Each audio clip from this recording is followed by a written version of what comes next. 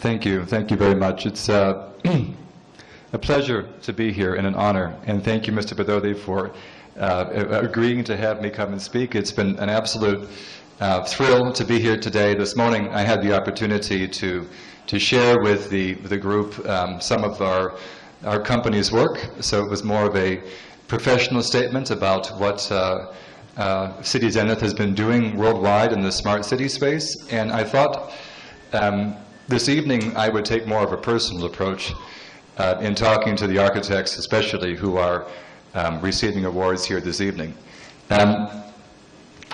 Tomorrow is a special day for me. It marks the 20th anniversary of the day that I first arrived in India. It's been a long and beautiful journey, and I've learned a lot. And in many ways, my personal journey in India is coincident with the rise of the contemporary architectural profession here in the country. In 1992, while I was in China, I had received a book from my father, which he had posted to me. It was called The New Urban Landscape, and it was authored by a gentleman named Charles Correa, who I never heard of who he was, but I thought it was an interesting idea, and it talked a lot about the urban challenges of the city of Bombay. And it intrigued me.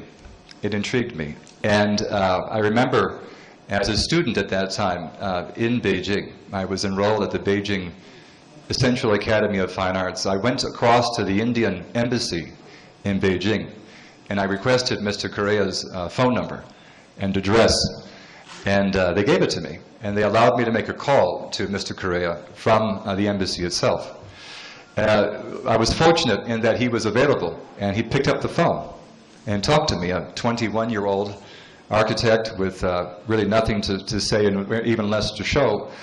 And he encouraged me to come to India and to learn about what he called the other half of Asia. He said, you know, Michael, you need to come here.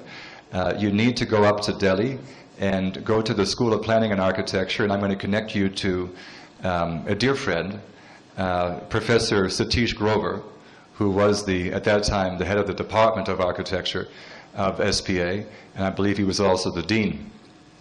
So in 1994, with everything I had stuffed into one duffel bag, I showed up at the New Delhi's airport 3 o'clock in the morning, and was dumped off somewhere on Haley Road at the Fulbright House. I think it's still there, number 6 I think it was, or number 12, can't remember. And thus my journey started. 6 months later, I got myself in trouble with the Fulbright Foundation people. I was a Fulbright scholar at the time. They'd given me a grant to come and research architecture here, and they had given us some very specific rules. And I broke the very first one, which was I fell in love with a girl, and happened to be my professor's daughter. And 20 years later, she's here. My lovely wife, Naira, is joined us today, and she and I have been on this journey together for all of these years. So that first year, I had the pleasure of visiting 70 different cities in India. I traveled by train, by bus, by ox cart in some cases, to see some of the most remote destinations that the country has. And I learned a tremendous amount. I had no idea how much was here. And I felt compelled in some way to tell the world about it. As I finished that year, I returned to the States and came back to India working with a large U.S. architectural practice, and opened what was the first office for a major U.S. architectural practice in India at the time with John Portman and Associates. And I remember in 1998 sitting around a table at the Taj Chambers with Adi Godrej and Ratan Tata and Anand Mahindra and Ajit Kerkar and a whole cast of some of India's most significant businessmen talking about the future of India. And they had this idea for a school that they wanted to build in Hyderabad that eventually became the ISBT. So, excuse me, the ISB. It's a beautiful, all of my memories of this place are sort of coincident with some significant milestones in the evolution of India over the last 20 years. As a young architect, I saw a lot.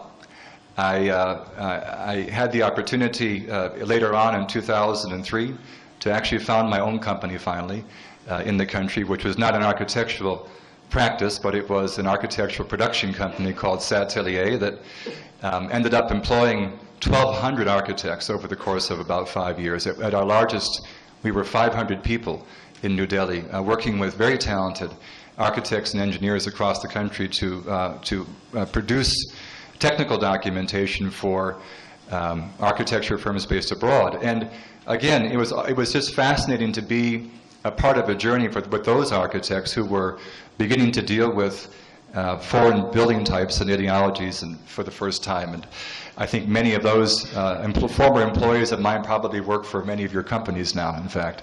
So it was really an extraordinary experience. And what I learned in Satelier, I ran as the CEO for the better part of 7 years. And we did 5,000 projects out of that office up in Noida in New Delhi. And it was an extraordinary experience. And it taught me a lot. I watched how the profession matured here from the time I first arrived, when I suppose it would best be described as kind of the end of the old modernism, if you will, when sort of the days of the influence of Corbusier and Louis Kahn were beginning to fade, and there was this new generation of young people in their early 20s who had different ideas. And those people who were in those early 20s back in those days are all represented here today and are receiving awards, which is amazing to see. What I have seen is a few things which I think makes the profession of architecture in this country special today. One is, of course, the impact of technology on the profession, and in India's great comfort with technology. We at Satelier, we had pioneered something called building information modeling, or 3D modeling in this space, and we became big purveyors of that technology, and today which has become commonplace around the country, which has been extraordinary to watch how technology begins to influence design. We also saw, in addition to the technology aspect, the influence of some of the foreign practices coming in and with their different approaches to process and approaches to design, which really opened the eyes of many people who had not dealt with those types of building typologies in the past. And to see those translated into the Indian context over the last 10 years was, again, remarkable. When I first went down to Bombay, there were hardly any tall buildings. I mean, there are now so many. It's changed so greatly.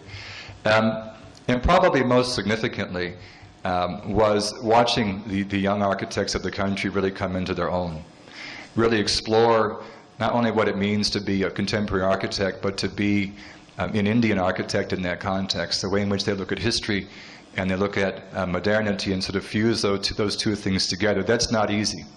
That's not easy to do, and it takes time, and it takes a lot of attention, and it takes effort.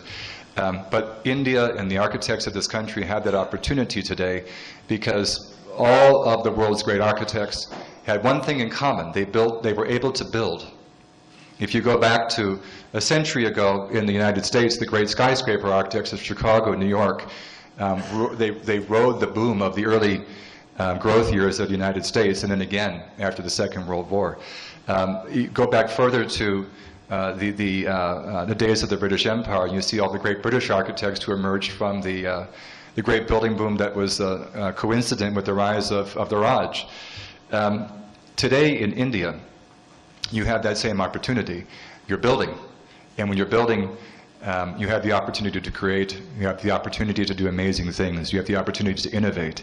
So as I look at the maturation of the profession and the movement, what I have seen, and especially reflected in the great work of companies like Morphogenesis and Lotus and Edifice and so many that are represented here today for Speninger, the work is extraordinary, and what warms my heart is to see that it really has come into its own.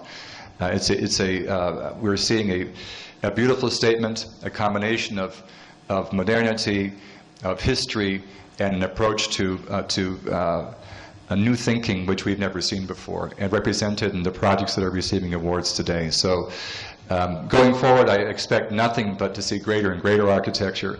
If I were to give any ask for anything of these architects represented today, it is that in addition to the great buildings that you design, the cities of India need your help too. Please do take those lessons of design, of sustainability, of context, of history, of contemporaneity, and bring those to your cities. Your cities need the help. India has to build 200 cities over the next 20 years, and they need your help to do it. So, again, it's been heartwarming to be here, a true joy to be a part of your evening this evening. I won't take any more of your time, but thank you so much, and I wish you the very best. Thank you.